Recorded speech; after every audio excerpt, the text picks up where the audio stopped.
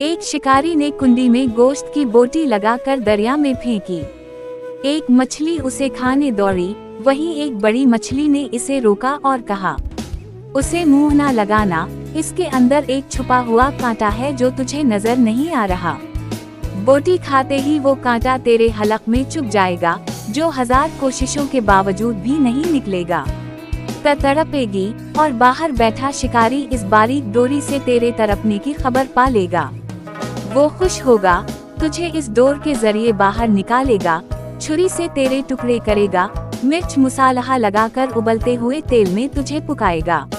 फिर 10-10 उंगलियों वाले इंसान 32-32 दांतों से चबा चबा कर तुझे खाएंगे।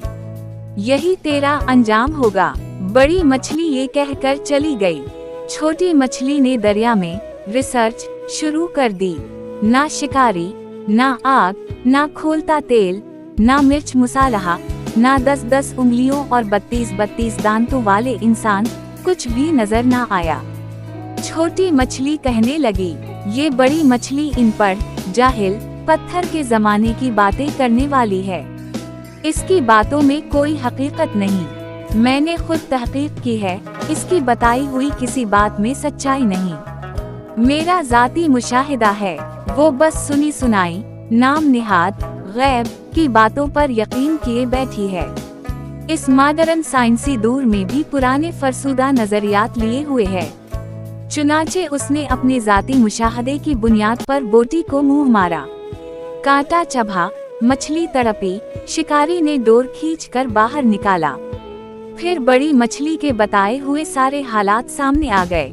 अनबिया अलैहिस्सलाम ने इंसानों को मौत का कांटा चबने के बाद पेश आने वाले गैब के सारे हालात व वाक़यात तफसील से बता दिए हैं। बड़ी मछली की तरह अक्लमंद इंसानों ने अनबिया की बातों को मानकर जिंदगी गुजारनी शुरू कर दी, जबकि छोटी मछली वाले नजरियात रखने वाले अनबिया का रास्ता छोड़कर अपनी ज़ाहिरी रिसर्च के रास्ते पर चल पड़े। मौत का कांटा चबने के बाद सारे हालात सामने आ जाएंगे। मछली पानी से निकली, वापस ना गई। इंसान दुनिया से गया, वापस ना आया। बस यही वक्त है, अगर समझ गए तो।